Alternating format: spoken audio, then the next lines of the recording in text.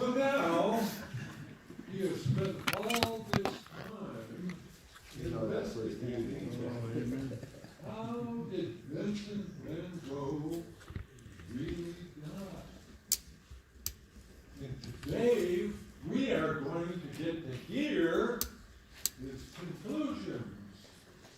I assure you, this is going to be fun. Afterwards, he's going to stay here and sign books for anyone who would like to get a book outside from the tattered cover and bring it to her for his signature. So, without further ado, here's my friend, I. Kaufman Arenberg.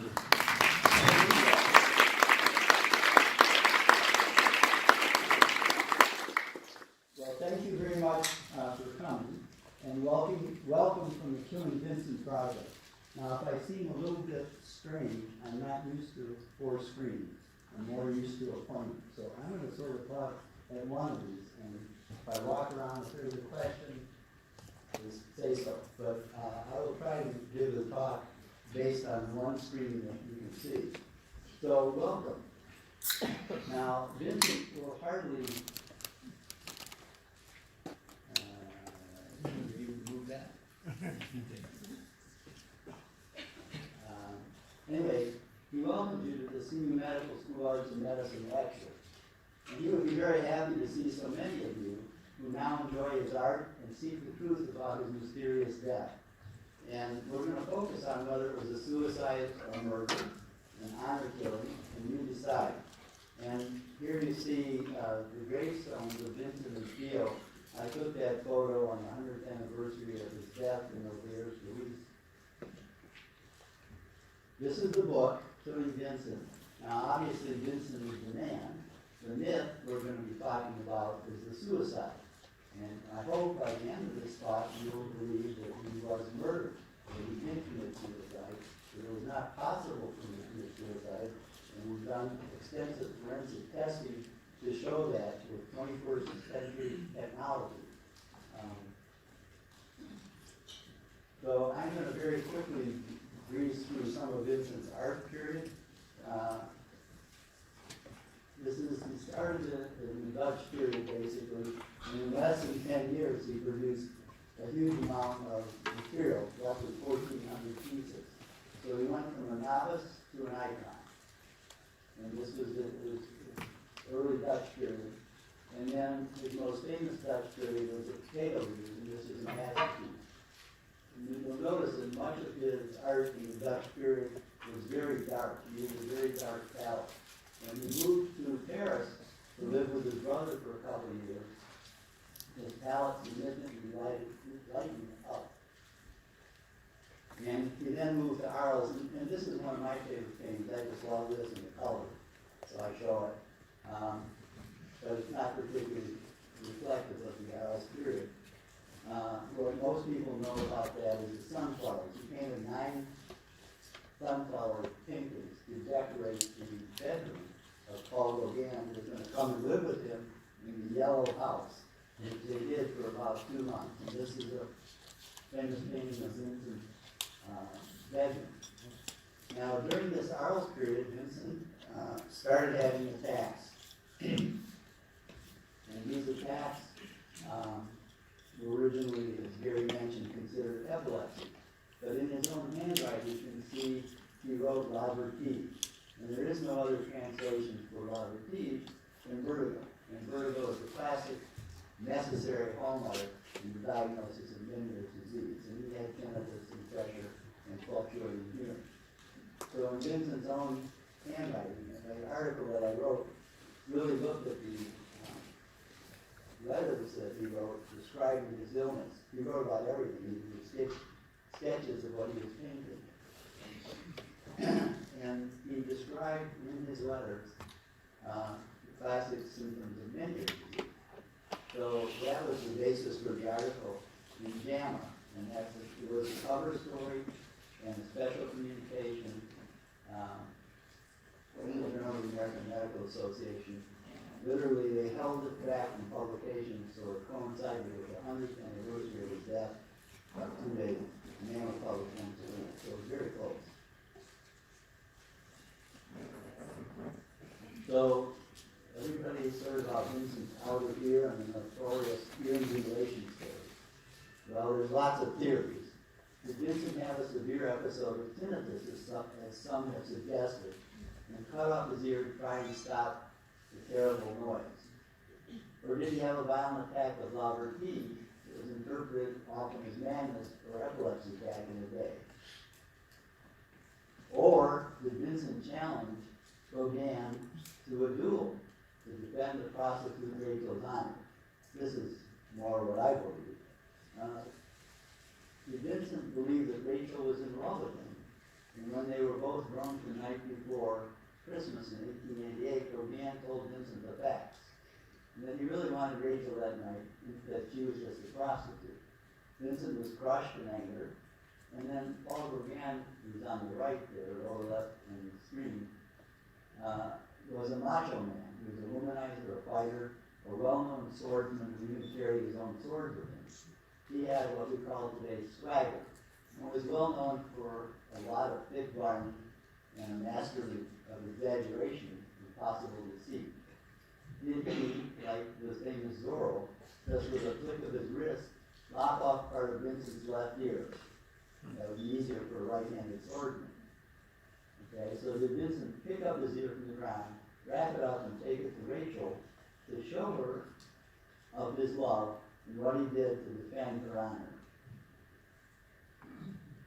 And here you have on the lower left Vincent's portrait of Gauguin, and in the center you have Gauguin painting Vincent at the easel, and then you have a picture of their favorite activity at the brothel. Well, after the ear episode, and Vincent leaves the hospital in Arles, he admits himself, and it's important that he was self-admitted, to the asylum for epileptics and lunatics at San Bernardino in 1889. And the reason that's important is because the people, the citizens, the mayor, could have had him committed. Okay? And once you're committed, you didn't get out. So the fact that he self-committed himself, he was able to leave when he was, quote, cured. Now, when he departed from the asylum in San Bernardino, cured, he had done many magnificent pieces of work, and probably the most famous is Starry Night. When Vincent arrived in Auvers in May of 1890, he had less than 70 days to live. He didn't know that, but he arrived and he painted thatched cottages, he painted the village. In the center top is a picture of a house that was restored. I took that picture on Main Street in Auvers in 1890. And the lower left is the Rabou Inn. And in the doorway is Adeline Rabou, the daughter of the owner. And she becomes very important in the rest of the story. The next picture is the Rabou Inn as it looked in 1990. And that is a picture from the hill, and then there's a picture of the fields. There are a lot of wheat fields surrounding Auvers in 1890, and there still are. If you look at the map of Auvers, Louis, in 1890, you'll see a lot of wheat fields, and you'll see a lot of death crosses, because what was said was that Vincent shot himself in a wheat field. Well, nobody knows what wheat field, because wherever it was, he walked back to the Rabou Inn by himself. Nobody saw him, we'll go into that more. But the black crosses are all possible death crosses where this event occurred. I believe it occurred where the blue cross is, and that is on a little barn on the Rue Boucher. And we'll talk about that. So the acceptance story, as Gary was mentioning, what happened on the day Van Gogh was fatally injured? Is it a suicide? Is that a myth? Or is it a fact? Well, let's talk about suicide. There was no suicide note. There was no focus. There was no planning. There was no expression of intent. All things needed usually to say this person is likely to commit suicide. His letters and his art do not suggest a definite plan to commit suicide. So are there any facts or evidence to support this 19th century suicide theory? And then, importantly, would any 21st century homicide detective today write this case off as a suicide? And I can tell you the answer. I talked to several, and they absolutely say no. there's no way they would write this off as a suicide with this limited amount of information. So in the book, I've re-examined all of Van Gogh's medical, mental, and physical health issues, but he wasn't murdered because he had Meniere's disease, or Asperger's, or substance abuse, or neurosyphilis. He was murdered demonically. So we need to look at that in the book. But it was, if he was murdered, then all of his medical problems are really a moot point. So let's go over the suicide and murder theory a little more. The facts that are available are not helpful to support the old 19th century theory of suicide. These facts only raise questions of foul play, cover-up, and a crime of the arguably biggest cold case homicide of our time of history. There was no definite crime scene. There were no witnesses. No one even heard a gunshot. No one saw him walking back to the Rue from wherever he was mortally injured. No one knows where it was. There was no weapon found at the time. There is no bullet in evidence. There is no doctors or a police report that survived, and no autopsy was performed. So, and this is important, the description of the entry room, there was no exit room, was only written down 36 years after Vincent's burial by the doctor's son, who is the #1 person of interest in this 128-year-old cold case. So how valid is his story? So, did they find the smoking gun? This is probably the most famous weapon in the history of art, on the left. You see a rusted revolver, the hand grip, the wood has already deteriorated, and it is rusted. On the right is the same model gun, 7mm pin-fired gun with a folded trigger, which was used in all of the forensic reenactments that we did. And we used the same vintage black powder pin-fired bullets, and we used FBI ballistic gel. And that information we'll touch on, but it's much more, well, it's in the book, but it's even better on the website, where you can actually see the videos that detail this. And you can see the bullet in flight, and you can see the shirt burning, etc. So this old gun was found in the 50s and thought to be the weapon used to shoot things. And it is now literally up for auction in about a month in Paris. And they made some comments about this gun and the bullet and stuff in there that are, I don't think they're quite accurate, so I will dispute that, but that's a story for another day. So, oops, now what's happening? Why are they arguing, and why is Marguerite at the doorway? Let's connect all the available dots. Now I want to say that we have here the artist who made these drawings. Daryl Anderson is here, and he did these, and there's 28 of them in the book. And we're using those as one of the storyboards for some sequence in the movie. The screenplay has already been written. So I'm not going to tell you any more about what really happened, because you need to read the book. Okay?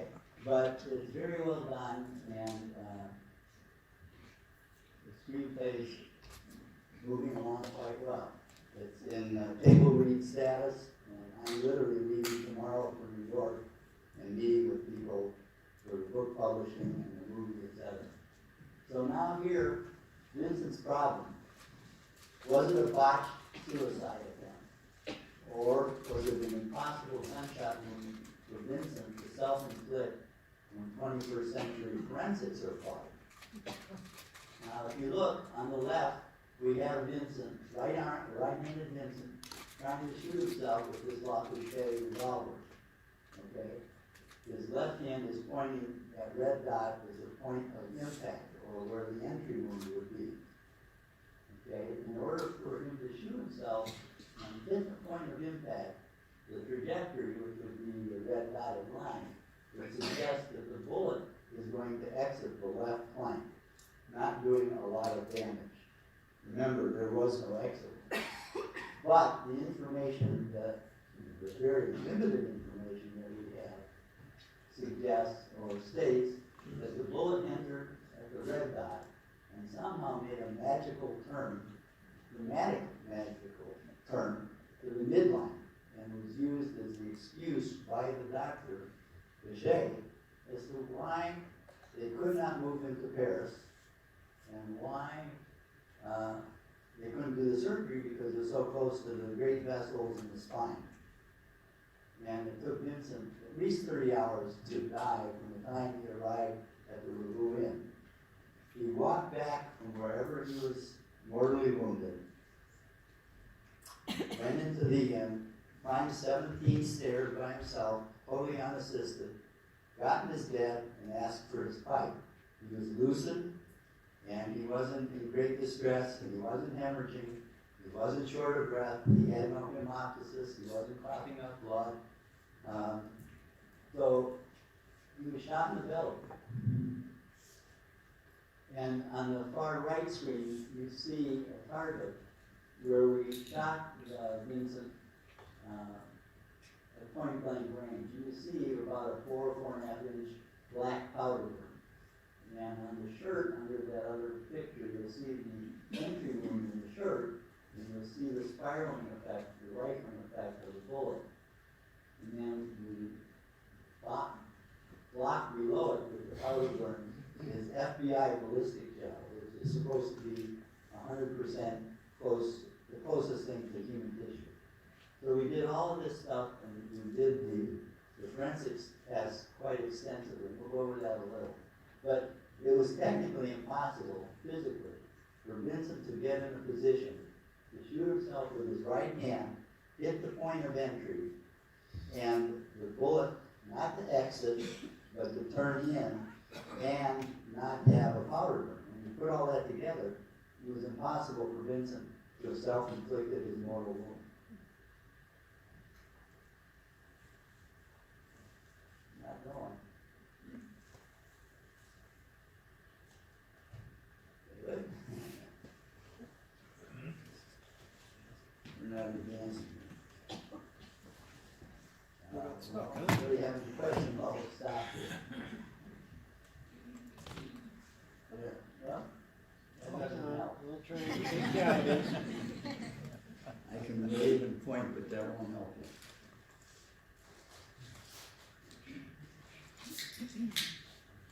Ed, you know how to hit that? Let's see if it's free now. Yep. All right, let's try. There we go. All right, so I call that entry wound and the trajectory where the bullet ended up, the ABC drawing. And it's virtually impossible for Vincent to have done that without a powder burn. And in the far right picture, you can see during the test, you can see the flame coming out of the gun. And it gets really hot, and then there's all that powder. And the gunpowder, this is in the days before smokeless powder like we have today. The powder did not fully burn. In fact, more than half of it did not burn. And that's why you get the big black powder. Okay? And if you put that gun up near the body, the old guys, the forensic guys, would say, well, the shirt would catch on fire. And they could tell by the size of the powder burn how close the person was, how close the shooting was, the muzzle of the gun was to the target. This was often used back in the day when they looked at guys were supposed to have a duel, for example. The guy has a powder burn. Well, obviously they weren't 10 feet away. He was shot up close. He was murdered.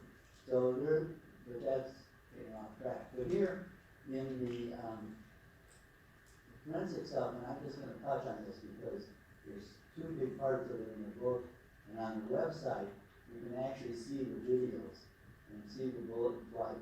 But what I want to show you in the top middle one, see where that arrow is, you see that reddish line at the edge of the blue shirt? The bullet hole is in the center of that black powder burn. And now the bullet, obviously, is not as big as the hole that was made in the shirt. The shirt burns, and you can see it in the videos. And what you're seeing on the edge there with that red arrow is you're seeing the flame, the shirt burning. And you can just see it, because whatever this material is supposed to be, pure cotton, burned, and it burned, but it only did it, you could see it moving millimeter at a time. And there's a lot more information in the forensics. We did it at point blank range, 6 inches, 12 inches, 18 inches, and 24 inches. And even out of 24 inches, which is the lower right, there still is powder. So in order for Vincent to have shot himself, there would have had to be a powder burn, and none was described. And so again, I mean, if you shot anybody with a black powder bullet, and they got that flame, it looks like an acetylene torch, they're going to get a burn, a 3rd-degree burn as well. And you can see in the shirt, over the ballistic gel, you can see several of the burn holes in the shirt. Now, if no bullet is in evidence, and there really isn't a bullet, they say there may have been one, but nobody has it, nobody's really seen it. The alternative is a knife theory, and that is because the entry wound was described as a pea-sized entry wound, and with 2 concentric rings around it, slightly purplish and tan. But nobody described black, carbon black powder. And so I said, well, I've seen people get stabbed with a penknife, and they can certainly live for 30 hours, and this wound could be the same. Until someone shows me the bullet, it's equally possible that this is a knife wound as opposed to a gunshot wound. And I show you this picture of this Apache knife pistol because he's doing this research that fascinated me. Here you have brass knuckles, a 6-cylinder revolver shooting either 6 or 7 millimeter bullets, a folding knife, and a folding trigger that weighed 12 ounces. And this was the key intimidator of the French gangsters in the 19th century in Paris. I just found it fascinating that someone put that all together. Really doesn't have a lot to do with Vincent. I found it interesting. Now, we all agree Vincent is dead. It was not possible for Vincent to self-inflict his mortal wound. Whoever put that penetrating wound in his abdomen killed him. And this is therefore a 128-year-old cold case.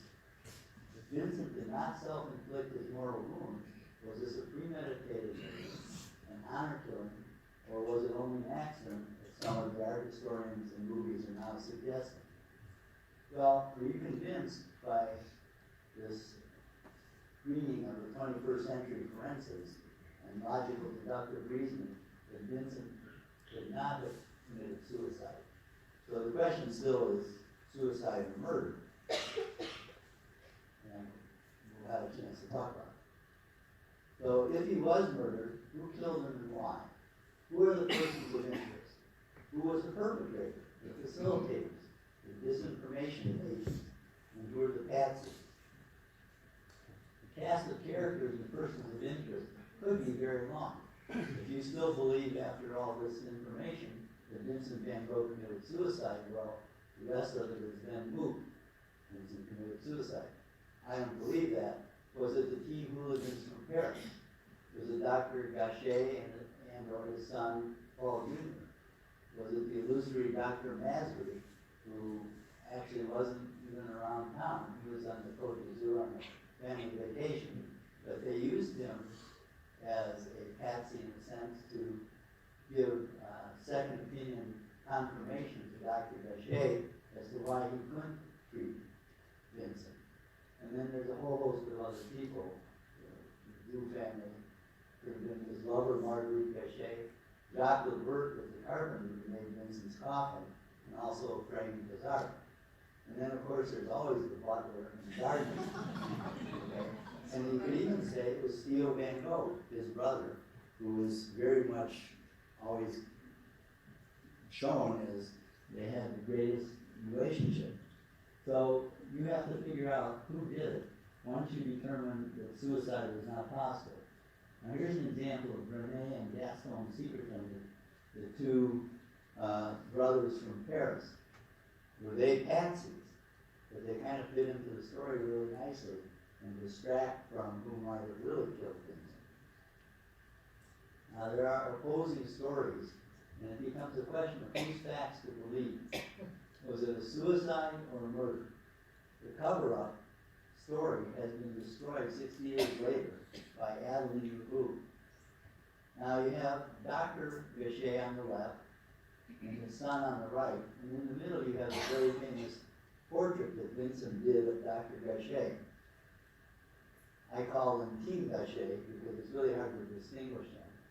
And after the father died, the son basically became indistinguishable from his father. So they're the person of interest. But I want to just tell you, in this very famous painting of Dr. Gogh, in 1990, it sold for $82.5 million. At that time, it was the most expensive art transaction in the history of the world. It was bought by a Japanese billionaire, Saito. And Mr. Saito has died, and nobody knows where this painting is. Some believe that he had it buried with him. Well, that would be interesting. But the problem is, he had his body cremated. It went into the incinerator. So that painting may be gone. All we have is photographic images. Anyway, that's an aside. This is very interesting because in 1904, the son of the doctor was a painter, and he painted under the name Louis von Rysel. And so I'm saying, is this a confession by him? Because he painted this as a place where Van Gogh committed suicide. Now you'd have to wonder how he knew where Vincent committed suicide. And it happens to be a very good looking painting of probably the barn and the farm on the Rue Boucher where we think he actually was murdered. So did he confess this? Was he feeling bad? Did he need to get this out? So now here's Paul Jr. visiting the graves of both brothers many years after their murders. And you'll notice I said murders, plural, and that's another story. Okay? So, thank you. There's Q&A. Author's book signing with padded cover, which we'll do. I think they want us to do it here, and you're supposed to get the books and bring them in. Now, we have a lot of time. Okay? So we can do the Q&A, or if you really want to know something really hot and new, why would Vincent, well, does anybody want to go ahead and want to question and answer? You're probably time to go. Go ahead. Okay. This is new information. You are the first people to hear this. Okay? So, why would Vincent accept total responsibility for his mortal wound? Why did he say, do not blame another, I did it myself? Well, that would be true if he committed suicide, but it was impossible for him to commit suicide. He was murdered. Why, if he did not self-inflict his mortal wound, was this then a premeditated murder? Was it an honor killing, or just an accident? If it was an accident, I think it's probably very unlikely that Vincent would have tried to protect the Parisian hooligan. If it was an honor killing by T. Gachet, would he have lied to the policeman and his brother, if only to protect the honor of his beloved Marguerite? Well, the answer is, they were star-crossed lovers. They were infatuated with each other and wanted to marry and have a normal life together, according to Marguerite's best friend, except for her controlling father, the good Dr. Gachet. So, the why answer. Well, Finally Love is a movie script that didn't finish. And Janet Jensen is here. She's the co-producer of this movie in progress. And it's looking pretty good. So it's called Finally Love. The honor killing of Vincent van Gogh and the tragic spinster life of Marguerite Gachet. And the movie will focus really on Marguerite Gachet. Vincent is very important, but by halftime, he's dead. And it really takes the story all the way from Marguerite dies at age 80 in 1949. So here's the new twist. Vincent had many, many failed attempts in the arena of love, marriage, romance, And then he met Marguerite, and he had finally found his love. Excuse me. I'm not going to go through his earlier things. There have been books written about that, but what I want to focus on is the picture in the center. This painting was done and claimed to be the peasant woman, as was the one next to it. On the far right is Marguerite Cachet later and Marguerite in old age. Now, what I want to clarify is in 1889, Vincent painted many images of so-called peasant women. They are all at various work efforts. They're all doing something. None are portraits. None show any notable facial features. Why? They're working. Okay? So, Vincent comes to Auvers in May of 1890. And he meets Dr. Cachet right away. Dr. Cachet, he's an artist and wants to work with Vincent and loves having him there, blah, blah, blah. And says, come paint in my garden. So pay attention to these dates because it's really important to follow the sequence of the story. So May 27th, Vincent comes. He's just arrived May 20th. So in less than a week, he's been invited to Cachet's home, to his garden, to paint. He comes on May 27th and he paints this well-known painting of Dr. Cachet's garden. Within a few days, he comes again and he paints Marguerite Cachet in the garden. And the problem is that this very much upset Dr. Cachet because he never gave Vincent permission to paint his daughter. All right? Now, so there's no facial detail on Marguerite. The next painting is Boating on the River. There's 10 days in there. Vincent has met Marguerite, and maybe they become friends, maybe they go boating. There's some suggestion that may have actually happened. And that was sort of indicated in the movie Loving Vincent, which, by the way, if you haven't seen it, it's a fantastic movie, and you really should see it. It should have won the Academy Award for animation, but it didn't. It was political, but that's another story too. So watch the dates now. We have May 27th, he arrives, and paints very shortly, paints Marguerite without permission. They probably go both and become friends.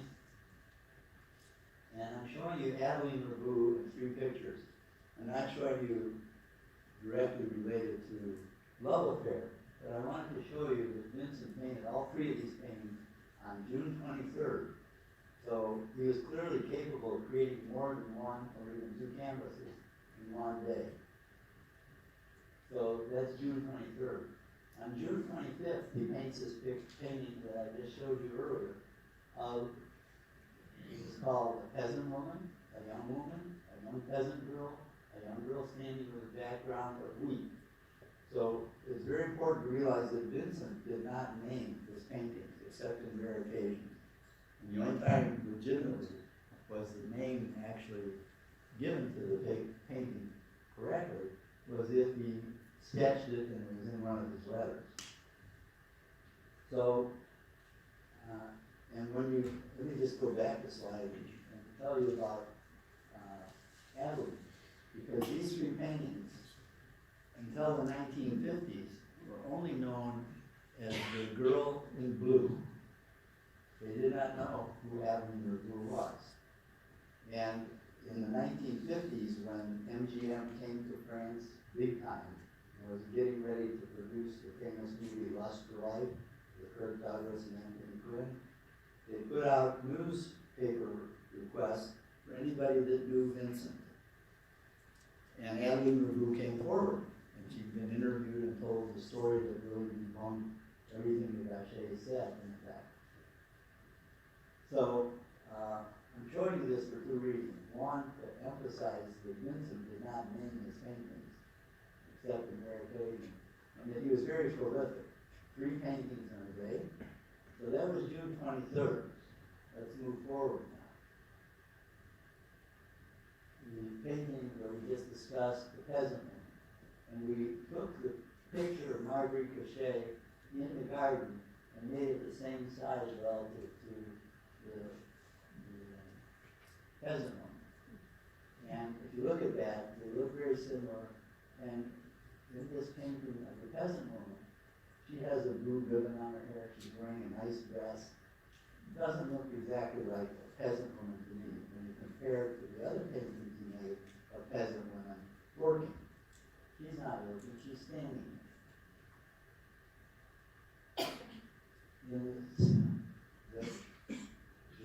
The same day, Vincent made a sketch and a painting, also called Young Peasant Girl. A young peasant girl sitting with a straw hat, sitting in the wheat in a private collection. Now, my theory is that Vincent and Marguerite were already lovers, right? And the father did not want him painting Marguerite. He got very upset with the first painting of her in the garden.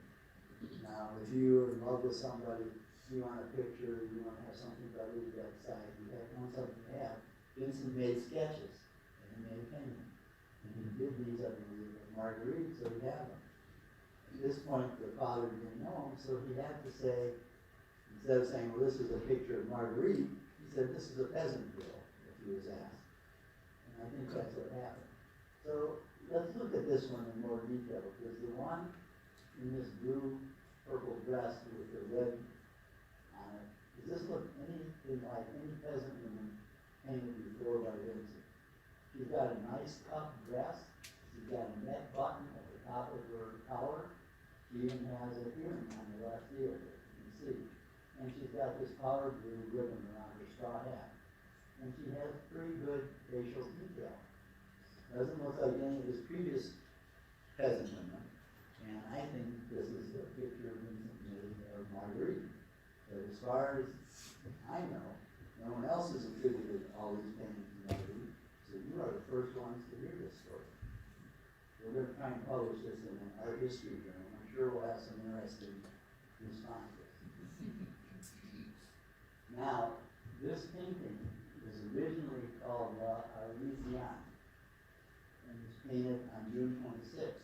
But originally, it was named La Arlesienne and it was attributed to being painted in Arles in 1888. And Johanna van Gogh, Theo's wife, who was the only person after Theo died to have all of Vincent's letters and all of the art that she was able to get.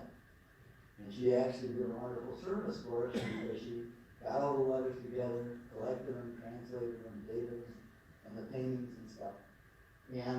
But she had this thing that she only wanted a family-friendly version of Vincent's life and her brother. So there was no acceptance, there was no love affair, it was to be acknowledged, although people know that there was. So it's sort of like, not revisionist history, just sort of writing their own story. So when discussing this painting, after finding a missing letter, there's a missing letter that a researcher found, apparently misfiled in the archives of the Van Gogh Museum. After this letter came out in 1990, the researcher questioned this painting from Arles and asked if it was not Marguerite. Well, now it's been redated to June 26th, so it follows in sequence with other paintings